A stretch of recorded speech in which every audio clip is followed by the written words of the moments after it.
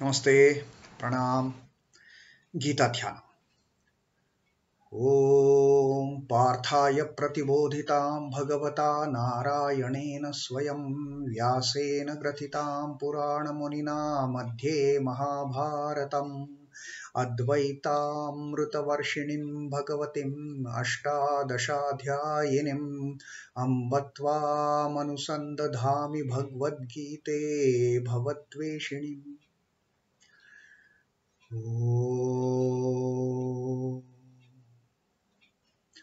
Bhagavad Gita, with which Lord Narayana himself gave enlightenment to Arjuna. The ancient sage Vyasa included it in the Mahabharata. O Goddess, showerer of the nectar-like knowledge of non-dualism contained in your 18 chapters. O my affectionate mother, the destroyer of rebirth, I meditate upon thee. Krishna Vandana. Vasudevasutam devam kansachanuramardanam devakim paramanandam krishnam vande jagadguru. O son of Vasudeva, the slayer of Kansa and Chanur, extreme delight for Mother Devaki. O Lord Krishna, the supreme teacher of the universe, my salutations to you. So today we are taking up reading of the 40th Shloka of Karma Yoga, the third adhyay of Srimad Bhagavad Gita.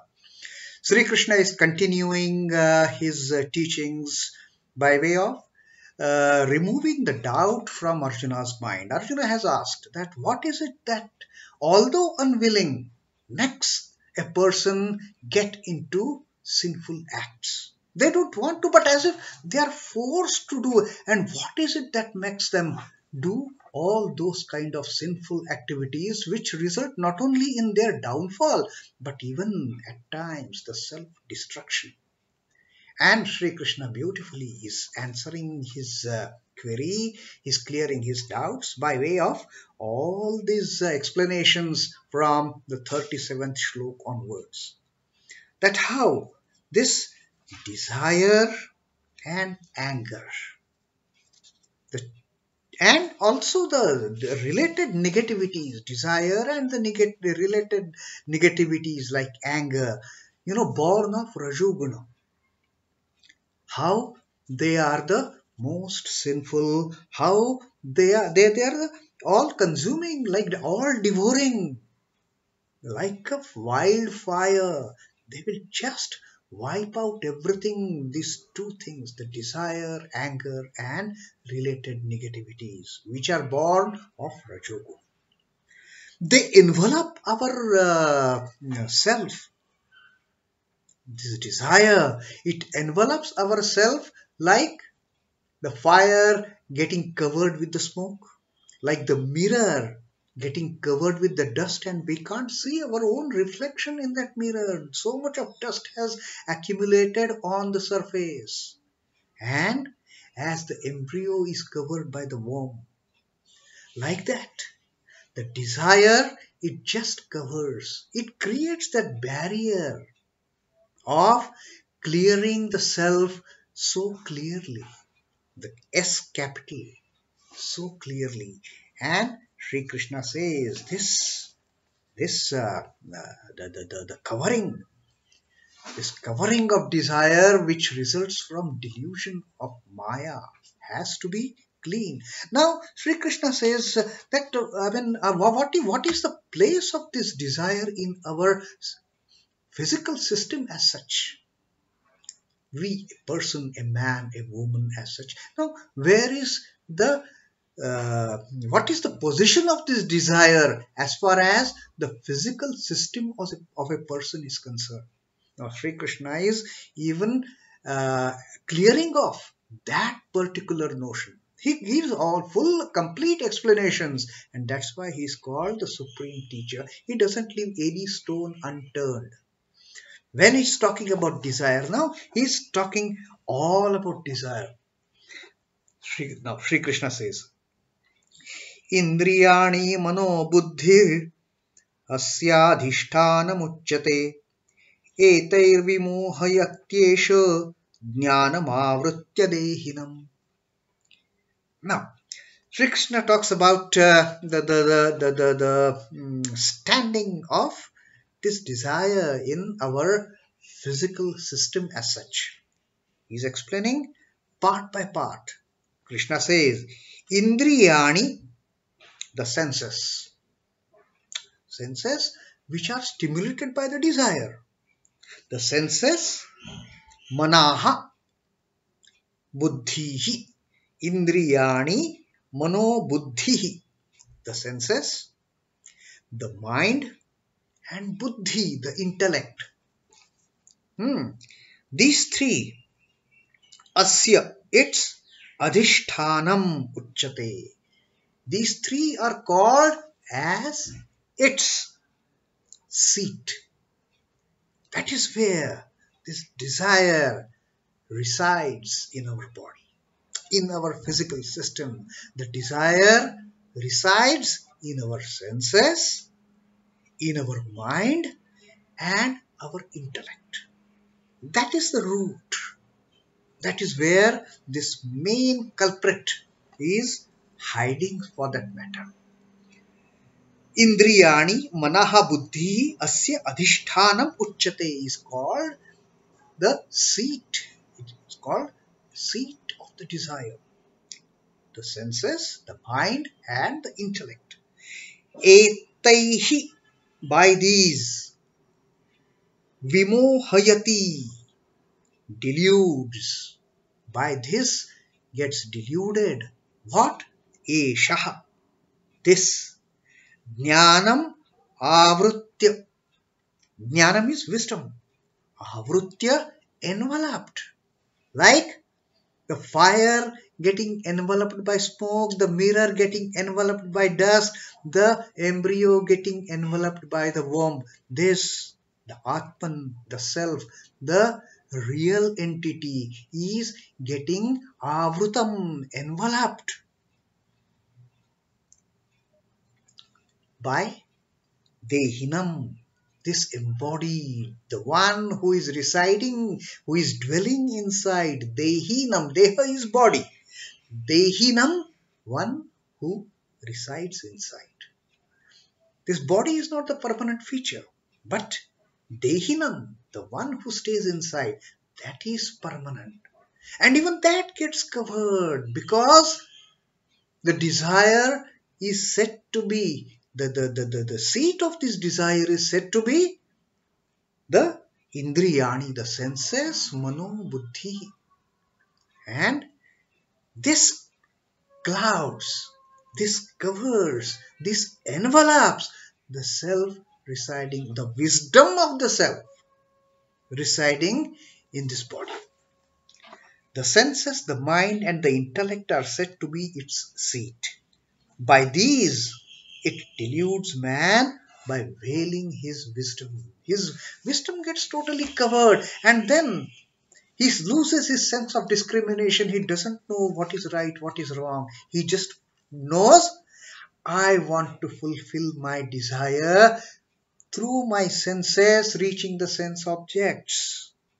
I want to possess that object, that thing, that pleasure is to be mine. I don't know whether it is right or wrong. I don't know whether it is a pious thing to do or a sinful thing to do. I want that, that's it. Even if it is sin, doesn't matter. And that clouds his wisdom. That clouds his sense of discrimination. The covering of desire. The moment the senses, the mind, and the buddhi, intellect, they come under the influence of this desire, the discrimination goes off. It is totally veiled, it is covered, it is enveloped, and a man, a woman doesn't see what is right and wrong. Now, the place that protects the enemy, the fort that protects the enemy, has to be spotted out before laying siege to it. We know who is the enemy. We know that the enemy is there, desire. That is our enemy. Now, if we have to capture, if we have to overpower this enemy, we should first know where that enemy is staying, where that enemy is hiding. The moment we come to know the place where the enemy is hiding, then we just attack the place. We just capture the enemy. And that's what Sri Krishna says. Sri Krishna is telling us where this rogue, where this culprit, desire, where is its seat? And Sri Krishna has clearly told its seat is in indriya, mano, buddhir, the senses, the mind, and the intellect. Just go there.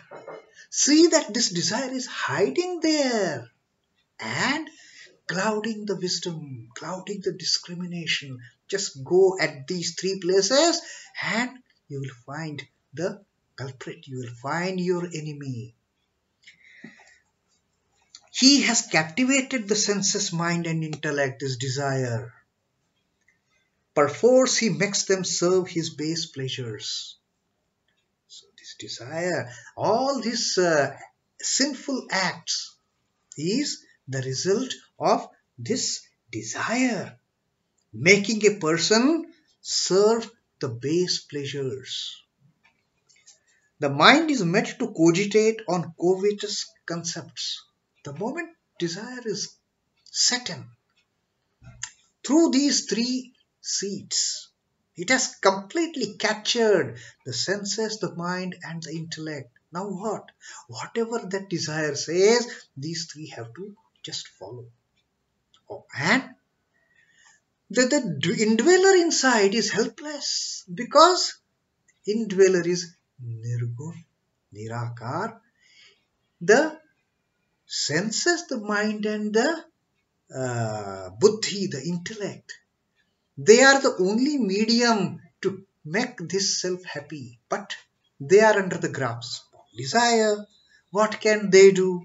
So this poor fellow who is sitting inside, in fact the all-powerful, is at the mercy of these three, driving out that enemy from that place. The intellect is directed to design that, or directed on designs that are vulgar.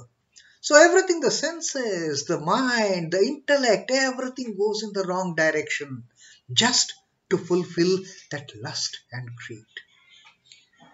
These instruments that are evolved to serve the Supreme are utilized in vulgarity and profligacy, in doing all sorts of negative activities. Now, basically why the creation, while creating a body, has given these three senses, the mind and the intellect, is to realize our true self. Who am I? These are the three who are going to provide the answer to who am I? From where have I come?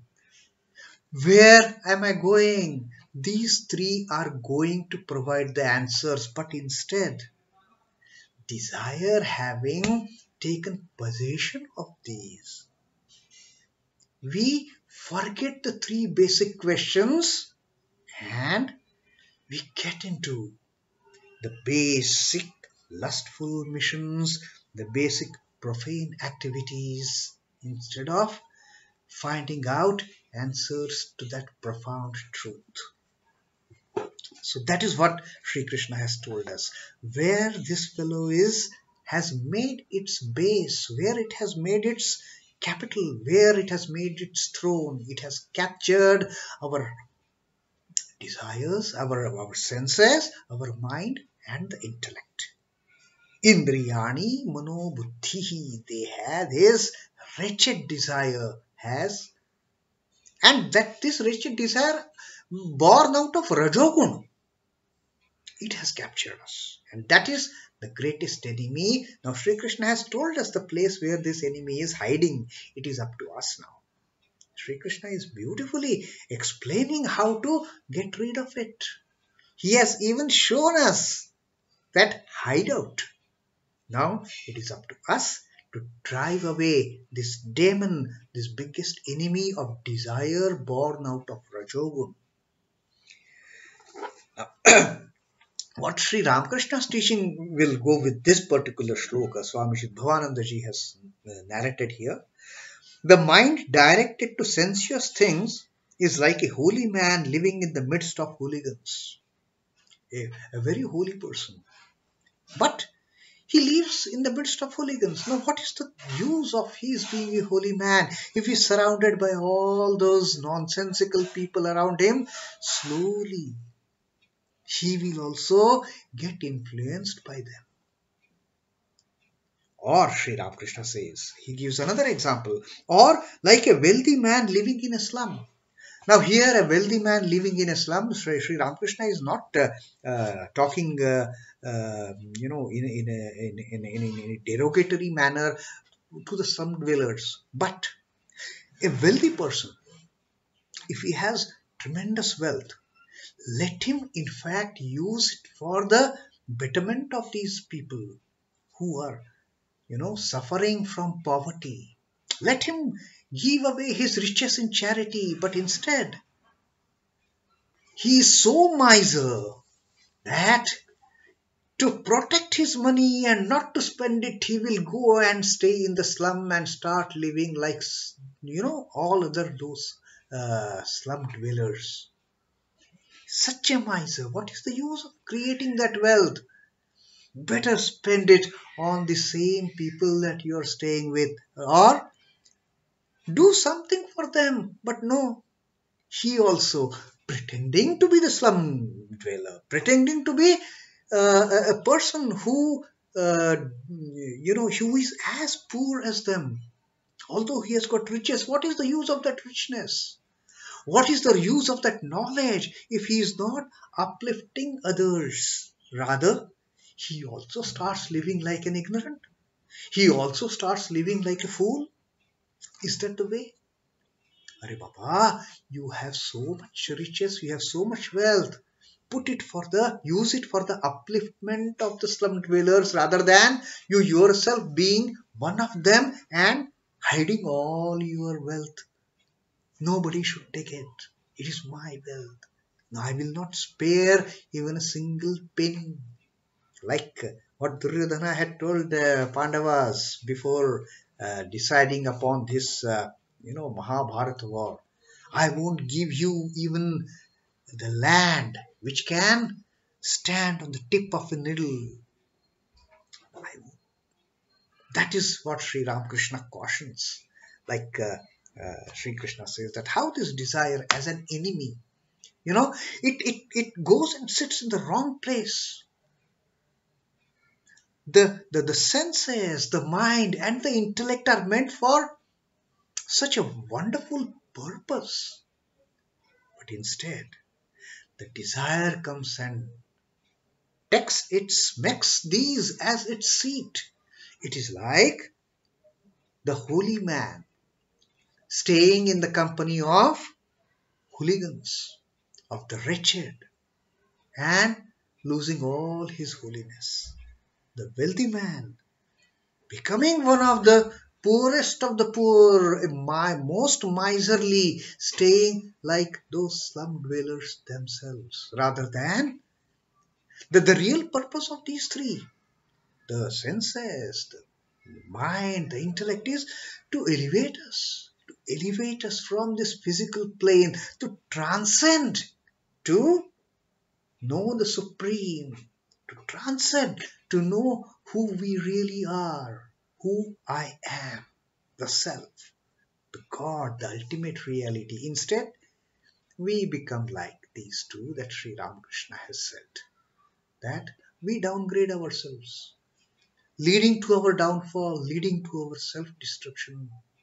So that is what Sri Krishna has told, and he has shown us where this fellow, where this culprit, where his biggest enemy is hiding. Get rid of him. So that was the beautiful, the revealing shloka, that was the teaching that Sri Krishna has given to Arjuna and to all of us. Om Namo Bhagavate Vasudevaya. Sri Krishna Arpanamastu. Jai Sri Ramakrishna. Jai Thakur. Jai Ma. Jai Swamiji.